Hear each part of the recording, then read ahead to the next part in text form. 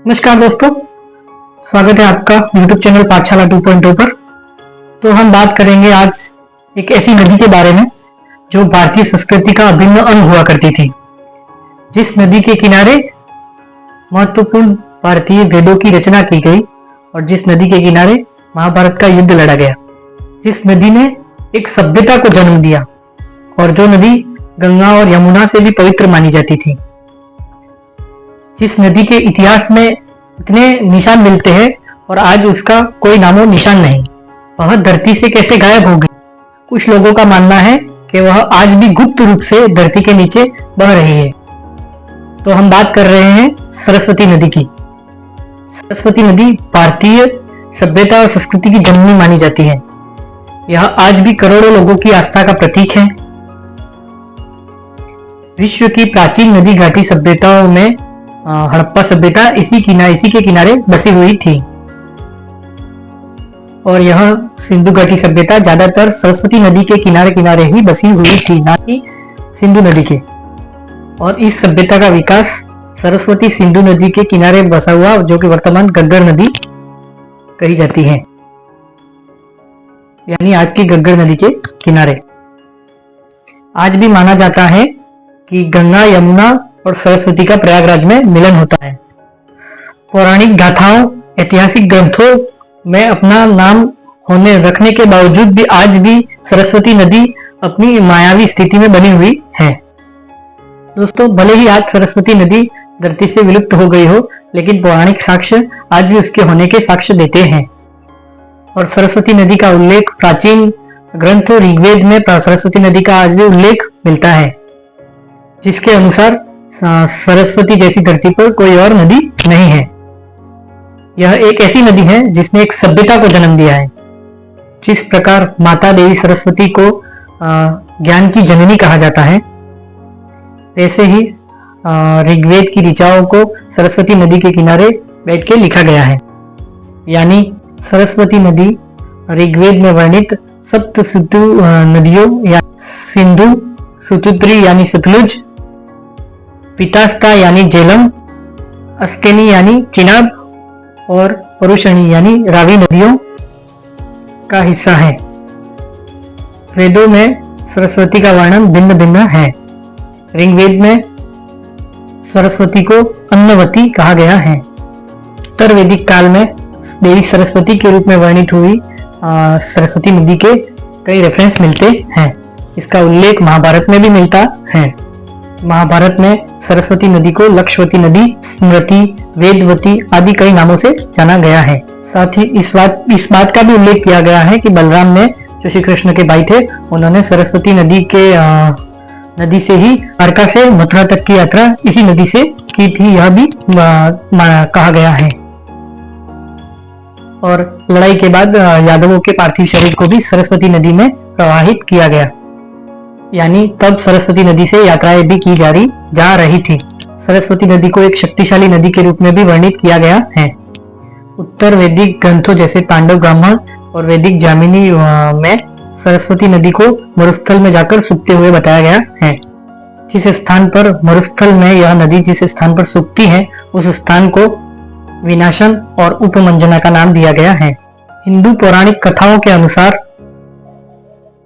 बद्रीनाथ से 4 किलोमीटर आगे वेदव्यास सरस्वती के किनारे महाभारत की रचना कर रहे थे और सरस्वती के बहाव के कारण गणेश जी सही से सुन नहीं पा रहे थे, जिससे क्रोधित होकर व्यास जी ने सरस्वती नदी को श्राप दिया और वह धरती में ही समा गई। दोस्तों, सरस्वती नदी का अस्तित्व भौतिक क्षेत्र से परे आध्यात्मिक दुनिया तक जाता है और माना जाता है कि त्रिवेणी संगम का निर्माण पवित्र भारतीय नदियों गंगा, यमुना और सरस्वती के संगम से हुआ था। लेकिन प्रश्न भी यहीं से उठता है कि इस महान नदी का क्या हुआ। इतनी बड़ी नदी बिना किसी निशान के कैसे लुप्त हो गई। आइए जानते हैं इसके कुछ ऐतिहासिक साक्ष्यों के बारे में। Discovery and historical evidence of Saraswati. दोस्तों, अगर हम 19th सेंचुरी तक देखें तो हम पाएंगे कि इतिहासकार सरस्वती नदी को मिथिकल रिवर ही बोलते थे। 1874 में जूलॉजिकल सर्वे ऑफ इंडिया ने lost river of Thar desert के नाम से एक रिपोर्ट रिलीज की और जिसके बाद शुरू हुई सरस्वती नदी की खोज।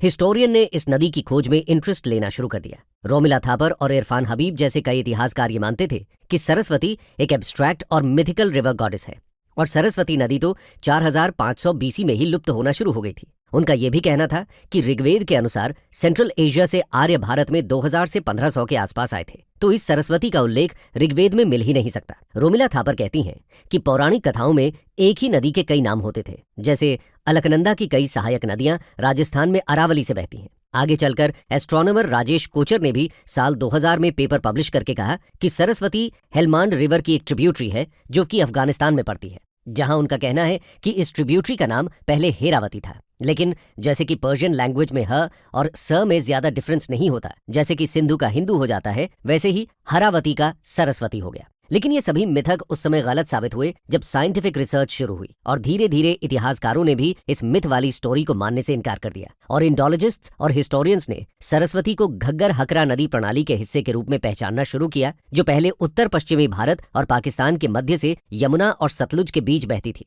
नवीनतम शोध से पता चला है कि घग्गर हकरा नदी चैनल सतलज नदी का एक पेलियो चैनल रहा होगा, जो सिंधु के डेल्टा चैनल नारा नदी में बहता था। लगभग 10,000 से 8,000 साल पहले सतलज ने अपना मार्ग बदल दिया, जिससे घग्गर हकरा एक वर्षा आधारित नदी प्रणाली में बदल गई। इस निष्कर्ष को रिसर्चर्स ने चुनौती दी है कि सरस्वती घग्गर सिस्टम का हिस्सा थी। वो दावा करते हैं कि हड़प्पा सभ्यता के समाप्त होने से पहले ही घग्गर हकरा नदी प्रणाली सूख गई थी। ऐसा माना जाता है कि हड़प्पा सभ्यता 4000 साल पहले समाप्त हो गई थी, क्योंकि मानसून में बदलाव के कारण हाकरा सूख गया था। ये उत्तर पश्चिमी भारत में वैदिक संस्कृति के आने से पहले की बात है। 21वीं सदी में जब कुछ विद्वानों ने इसे सिंधु घाटी सभ्यता से जोड़ा, तब घग्गर हकरा प्रणाली की सरस्वती के साथ पहचान को एक नया महत्व मिला।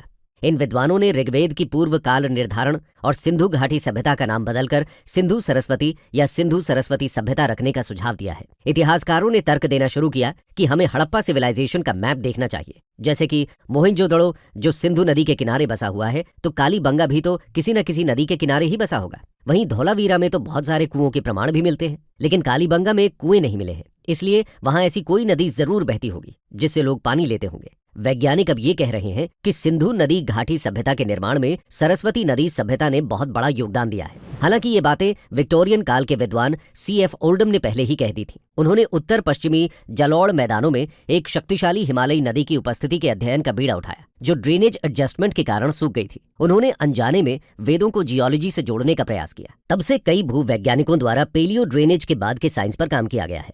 साल 2007-2008 में हितेश चौधरी ने क्वार्टरनरी ड्रेनेज एडजस्टमेंट के टेक्टोनिक सिग्नेचर रिकॉर्ड किए, जिसके परिणाम स्वरूप प्रमुख नदियां कई छोटी छोटी धाराओं में बदल गईं। साउंड हाइड्रोजियोमॉर्फिक एनालिसिस पर आधारित साक्ष्यों के साथ सरस्वती को हिमालयी हिम नदी मूल की एक बड़ी पेलियो रिवर कहा गया है। 2009 में S.K. टंडन और H.S. सैनी ने क्षेत्र की उपसतह तलछटी आर्किटेक्चर को वर्तमान जल निकासी की तुलना में बहुत बड़े रिवर चैनल्स के नेटवर्क के रूप में दिखाया। Discovery and scientific evidence of Saraswati.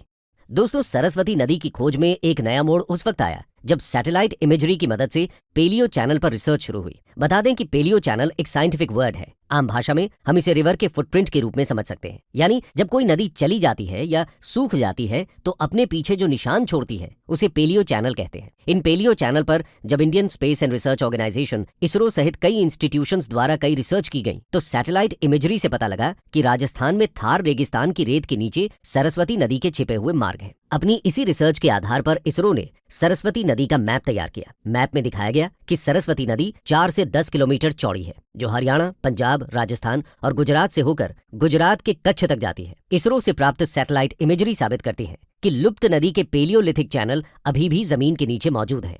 इसके बाद 2014 में नेशनल रिमोट सेंसिंग सेंटर और इसरो के साइंटिस्ट्स ने एक डिटेल रिसर्च में बताया कि एक रिवर है जो सतलज और यमुना के बीच में बहती थी, बल्कि धृष्टावती, व्यास, छोटन, घग्गर और मारकंड जैसी ही वो भी इसकी ट्रिब्यूटरीज हैं। इसके अलावा कुरुक्षेत्र यूनिवर्सिटी के डिपार्टमेंट ऑफ जियोलॉजी द्वारा भी नॉर्थ वेस्टर्न एलुवियल प्लेन्स में एक पेलियो चैनल के अस्तित्व का पता लगाने के लिए जियोलॉजिकल स्टडीज की गई, जिसमें कहा गया कि वहां एक सूखी नदी के अवशेष हैं जो या तो यंगर सेडिमेंट से भर गए हैं या कहीं दबे हुए हैं।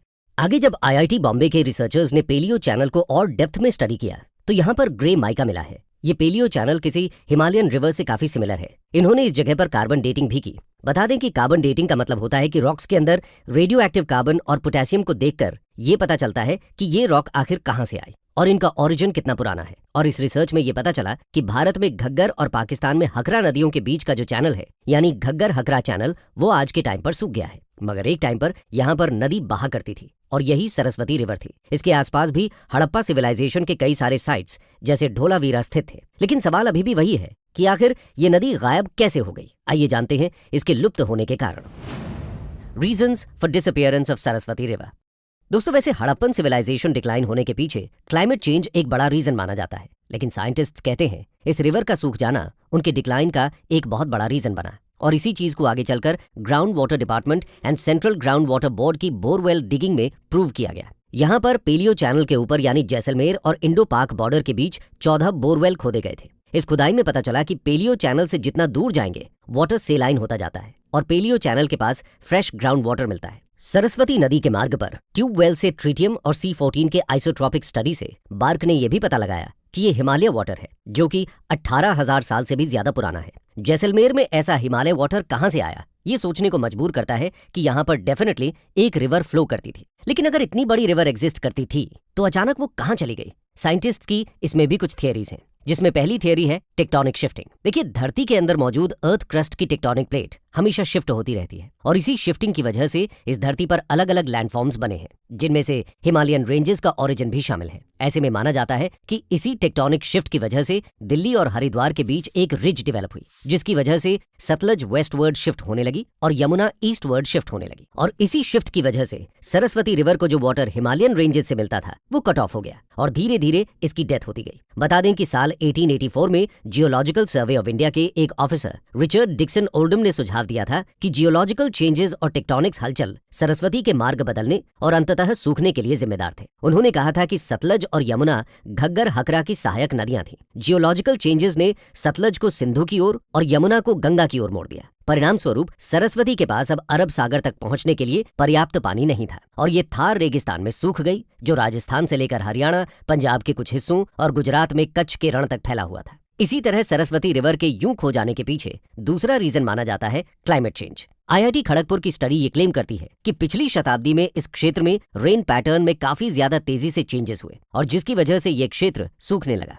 इसकी वजह से ही जो सरस्वती रिवर की स्ट्रीम थी वो धीरे धीरे कम होती चली गई, जिसकी वजह से ये नदी भी सूखती चली गई। कुछ स्टडीज इस रिवर के सूखने के पीछे भूकंप या किसी बड़ी नेचुरल डिजास्टर की तरफ भी इशारा करते हैं, लेकिन मेजॉरिटी ऑफ साइंटिफिक स्टडीज एक बात को कंक्लूड करती हैं कि यहाँ पर एक हिमालयन रिवर एग्जिस्ट जरूर करती थी। आगे चलकर 2015 में राजस्थान सरकार ने राज्य में सरस्वती नदी को पुनर्जीवित करने के अलावा इंट्रा बेसिन नदी वाटर ट्रांसफर सहित नदी बेसिन से जुड़े विभिन्न मुद्दों पर गौर करने के लिए राजस्थान नदी basin and water resources planning authority को बिल्ड किया। इसके साथ ही हरियाणा की सरकार कहती है कि अब इस रिवर के रिवाइवल का टाइम आ गया है, जिसके बाद हरियाणा हिमाचल के बीच में आदि बद्रीनाथ की जगह पर एक डैम बनेगा। हरियाणा और हिमाचल सरकार ने इसके लिए MOU भी साइन कर लिया है और 2022 में डिसाइड हुआ कि इस डैम को 32 हेक्टेयर लैंड पर 250 करोड़ रुपए की लागत से बनाया जाएगा। ये डैम 100 मीटर वाइड और 20 मीटर हाई होगा, जो सोम रिवर पर बनेगा। इसमें एक साथ 224 हेक्टेयर मीटर पानी भरेगा। इसके थ्रू सरस्वती को रिवाइव करने की कोशिश की जाएगी। वहीं साल 2021 में हरियाणा सरकार ने सरस्वती नदी को स्कूल एंड यूनिवर्सिटी करिकुलम के हिस्से के रूप में शामिल करने का निर्णय लिया। कंक्लूजन। दोस्तों, हमारी सरकारें रिवर को रिवाइव कर पाएंगी या नहीं ये तो वक्त बताएगा, लेकिन सरस्वती रिवर अब कोई मिथक नहीं है, बल्कि आज भी ये प्राचीन भारतीय सभ्यता की सामूहिक स्मृति में गहराई से अंतर्निहित है। मिथ, हिस्ट्री, हाइड्रोलॉजी और जियोलॉजी के संगम ने इस मिस्टीरियस वाटरवे के अस्तित्व और महत्व में बहुमूल्य अंतर्दृष्टि प्रदान की है। जैसे जैसे रिसर्च, टेक्नोलॉजिकल प्रोग्रेस और रिवाइवल के प्रयास जारी हैं, लुप्त हो चुकी सरस्वती नदी अभी भी अपने और अधिक रहस्यों को उजागर कर सकती है, जो हमें एक प्राचीन और पवित्र जीवन रेखा के रहस्यों को जानने के लिए आमंत्रित कर रही है, जो कभी भारतीय उपमहाद्वीप के मध्य से होकर बहती थी। दोस्तों, इतिहास हमारी कहानी का यादगार हिस्सा है, जिसे चाहकर भी कभी मिटा नहीं सकते। ये हमारी जिम्मेदारी है कि हम उन तथ्यों का पता लगाएं और उन्हें उजागर करें जिन्होंने हमारे राष्ट्र को आकार दिया। समय के गलियारे में गहराई से उतरें और उस सच्चाई का गवाह बने जिसे मिटाया नहीं जा सकता। दोस्तों, इसी के साथ हम अपने इस डिस्कशन को यहीं समाप्त